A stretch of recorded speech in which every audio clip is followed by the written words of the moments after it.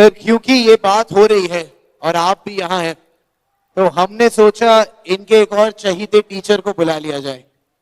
आप इन्हें YouTube पे बहुत प्यार देते हैं और ये मैथमेटिक्स के गुरु हैं आपके, तो हमने सोचा कि राहुल सर आए हैं तो आपके एक और सर को बुला लेते हैं।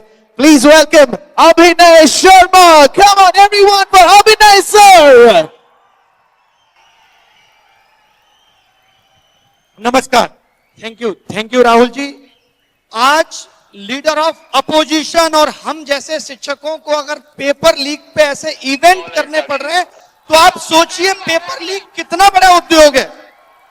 और आप कहते हैं आवाज उठाना गलत है।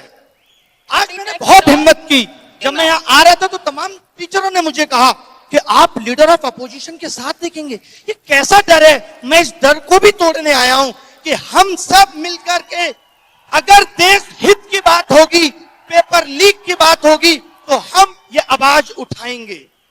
और बगावत किसको करनी है? ये हक की लड़ाई है तुमसे और ये हम हक लेकर रहेंगे। आज आपने बात सिस्टम की क्या है सिस्टम? जो पेपर बना रहे हैं, जो पेपर पहुंचा रहे हैं, जिनकी निगरानी में पेपर हो रहा है और उसके बाद लीक हो जा रहा है, ये सभी तो सिस्टम है। और आप कह रहे हैं सिस्टम फेल हो गया। कहने का मतलब है कि तुम जिन लोगों को जिम्मेदारी दे रहे हो वो जिम्मेदारी ठीक से निभा नहीं रहे और तुम क्या कह देते हो? सिस्टम फेल हो गया। रेल अच्छी दौड़ रही है तो सरकार को श्रेय चाहिए। सब कुछ everything in this country is happening good in the नेतृत्व ऑफ प्रधानमंत्री। लेकिन जब प्रॉब्लम आ जाएगी सिस्टम जिम्मेदार है। तब सिस्टम क्यों? 22 लोगों ने आत्महत्या कर दी। क्या देश के प्रधानमंत्री, शिक्षा मंत्री की संवेदना नहीं थी? इस पे नहीं आनी चाहिए थी? ये दर्द देश के लोगों का नहीं है? इन कैमरों से पता चल रहा है कि कैमरा हर जगह पहुंच रहा है, पेपर लीक नहीं पकड़ पा रहे आप। यानी आप जहां चाहते हैं वहां आपका कैमरा पहुंच जाता है और जहां नहीं चाहते, अब आप कह रहे रीनीट करा तो लिया। ये तो वही बात हो गई, एक चोर 10 साल में 80 चोरी करता है। एक बार आपने उससे चोरी किया हुआ धन छीन लिया, बस काम खत्म हो गया। ये कैसा न्याय है साहब? एक इंसान को भूख सिर्फ रोटी की नहीं है, उसकी पूरी आगे आने वाली पीढ़ी इस पेपर लीक से प्रभावित होगी। मैं ये मानता था, राहुल जी आपके सामने कह रही हूं कि my PM is very visionary. ये कैसा विजन था कि हम नकली डॉक्टर बना रहे हैं, हम नकली इंजीनियर बना रहे हैं और फिर हम आगे आने वाले 10 साल पे इस पे चर्चा कर रहे होंगे फला पुट टूट गया। और ऐसा होना शुरू हो गया है। ये क्यों हो रहा है? क्योंकि हम पेपर लीक नहीं रोक पाए। आप बात बात पे कहते हैं कि नेशनल सिक्योरिटी पे खतरा है और जो बीएसएफ के एग्जाम में पेपर लीक से बंदा पहुंच रहा है, असली खतरा तो ये है नेशनल सिक्योरिटी पे। इस पे आपका ध्यान नहीं है क्योंकि आप इसे ठीक नहीं करना चाहते। बात मनसा की है। आप जब पेपर लीक की आवाज, कोई भी पेपर लीक की आवाज अगर युवा उठाता है तो सबसे पहले सरकार आके उसका बचाव करती है। नहीं, पेपर लीक नहीं हुआ, यानी आप पेपर लीक का नुकसान उठाएंगे। आप ही को साबित करना है कि पेपर लीक हुआ है कि नहीं, और सरकार नहीं मानेगी तो आपको कोर्ट जाना है और कोर्ट का न्याय तो आपको पता ही है कि कितना न्याय मिलेगा आपको। तो ये दर्द पे आवाज कौन उठाएगा? इस दर्द को ठीक कौन करेगा? यही तो असली देशभक्ति है जो ये सोच पा रही है कि अगले 10 साल बाद का भारत कैसा होगा। हमें आपने बहुत सपने दिखा लिए, अब 2047 के विकसित भारत का सपना हम सब पूरा करेंगे। कैसे? गलत पे आवाज उठा के, तभी तो पूरा होगा। वरना आजकल बहुत रील आती है सोशल मीडिया पे, एक गंदा सा कमरा होगा, रील आएगी, एआई साफ करके तुरंत डेवलप कर देता है। वरना 2047 में हम लोग रील में देखेंगे भारत क्या है, पूरे भारत को 30 सेकंड में डेवलप कर देगी। ये डेवलप करने का तरीका है। शिक्षा व्यवस्था नींव है किसी सिस्टम की, किसी की भी। आप स्कूल बंद कर दे रहे हैं क्योंकि बच्चे नहीं आते। भाई आपने क्यों नहीं सोचा बच्चे क्यों नहीं आते? आपके बड़े बड़े नेता अगर प्राइवेट स्कूलों का उद्घाटन बैक टू बैक करेंगे तो सरकारी स्कूलों से बच्चों का भरोसा कैसे जगेगा? सोचिए, वो भारत जो आज विश्व गुरु बनने की बात कर रहा है, जिसका डंका देश में, वर्ल्ड में बज रहा है, उसके यहां सरकारी स्कूलों में लड़कियों के लिए टॉयलेट नहीं है। जिस शिक्षा मंत्री को शिक्षा के अंदर इनोवेशन डालना था, स्किल डालना था, सीएजी की रिपोर्ट कहती है कि प्रधानमंत्री विकास कौशल योजना में 10,000 करोड़ का घोटाला हुआ है। आप सोचिए, डालोगे।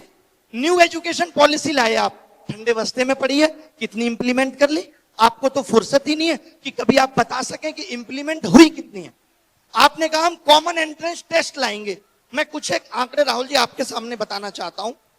आपने भी कुछ पेपर भारत में अगर दिए हो या आप लोगों ने दिए हो, तो आज से 10 साल पहले नोटिफिकेशन आता है। जब भी कोई एग्जाम निकलेगा, नोटिफिकेशन में क्या होना चाहिए? अगर आप चैट जीपीटी से भी पूछेंगे तो वो बताएगा फॉर्म भरने की last date, form fees, exam tier 1 कब होगा, टीयर 2 कब होगा, ये होना चाहिए। पता है इनके नोटिफिकेशन में आजकल क्या मिलता है? 20 दिन है, जल्दी से फॉर्म फीस इतनी देके भर दो। ये एग्जाम की डेट देना भूल गए नोटिफिकेशन में। और ये पता है क्या देते हैं? ये कहते हैं पेपर तो हम तुम्हारा 100 रुपए में करा लेंगे, लेकिन जब कोई गलत सवाल हो और आप बताने आओ तो 250 रुपए लाना पर क्वेश्चन। दिस इज कॉल्ड असली पेपर लीक उद्योग चल रहा है भारत में। ऐसे ही एनटीए 500 करोड़ रुपए 4 साल में नहीं कमा ले रही। ये एजेंसियां हम जैसे आप जैसे लोगों से पैसा वसूलने के लिए बनाई गई थी। आप पैसा वसूलने के लिए एग्जाम करा रहे हैं, या आप भारत का भविष्य सुनहरा कर रहे थे? आपने ध्यान नहीं दिया। नीट जैसे एग्जाम में, नीट का एग्जाम कितना बड़ा एग्जाम है, क्या उसमें गलत सवाल ना हो इसकी जिम्मेदारी सरकार नहीं ले सकती? ये कहते हैं ये गलत सवाल पे 250 रुपए लेंगे आपसे, गलती तुम करो और पैसा हम देंगे तुम्हारी गलती सुधारने का। और फिर लोग कहते हैं शिक्षा मंत्री की क्या गलती है, सिस्टम में कमी है, शिक्षा मंत्री ने पेपर लीक नहीं किया। तो शिक्षा मंत्री ने तो पेपर बनाया भी नहीं है, जरूरत ही नहीं है शिक्षा मंत्री की, सिस्टम ही रहने दीजिए। क्यों बनाना है शिक्षा मंत्री? बनाना क्यों है? आप कुछ कहना चाहते हैं राहुल जी? आप कुछ कहना चाहते हैं? नहीं, आप काफी पैशनेट हैं इस चीज के बारे में। जो आप कह रहे हैं उससे मैं सहमत हूं।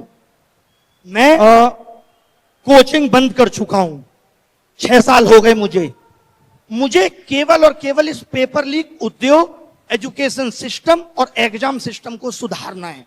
और दुनिया के किसी भी मंच से अगर शिक्षा व्यवस्था की बात होगी तो मैं जरूर मिलूंगा। मुझे अब नहीं काम करना है। मेरा जिंदगी का थ्रिल इसी में है कि मैं चाहता हूं कि ये पेपर लीक ठीक। बट एक चीज पे तो कंसेंसस हो सकता है, पॉलिटिकल कंसेंसस हो सकता है। देखिए, राजनीति छोड़ दीजिए, बिल्कुल पॉलिटिकल कंसेंसस हो सकता है कि पेपर लीक को, एक छोटा सा स्टेप है, बट पेपर लीक को हमें खत्म कर देना चाहिए। फर्स्ट स्टेप, ये तो कंसेंसस हर पार्टी में हो सकता है, और इस कंसेंसस को डेवलप करना और इसको इंप्लीमेंट करना सबकी जिम्मेदारी है। इससे आप भी अग्रीमेंट में हो, मैं भी हूं, और सारे लोग अग्रीमेंट में हैं। राहुल जी, एक बात कहना चाहूंगा मैं, मुझे बड़ा दुख है, आप लोग भी ऐसी चीजों का विरोध करिए जहां लोग ये कहते हैं कि पेपर लीक में राजनीति आ रही है। क्या पेपर लीक इस देश का राजनीतिक मुद्दा नहीं है ना भाई? तो क्या आप ये मानते हो कि पेपर लीक के लिए सत्ताधारी पार्टियां कभी आवाज उठाएंगी? नहीं। क्यों उठाएंगी? वो तो पैसा बना रही है इससे। तो पेपर लीक पे आवाज विपक्ष, हम जैसे शिक्षक ही उठाएंगे। तो कोई आपको कहता है कि पेपर लीक पे क्यों बोल रहे हैं? क्योंकि इनको देश की चिंता है, हमें देश की चिंता है। तो इससे मत डरिए। लोग कहते हैं मैं नहीं डरता इन बातों से, मैं आया हूं पेपर लीक पे बोलने। मेरा किसी पार्टी विचारधारा से कोई मतलब नहीं है। मेरी विचारधारा देश हित है और उसी के लिए काम करेंगे। Thank you Rahul. Thank you brother, nice to meet you, thank you very much.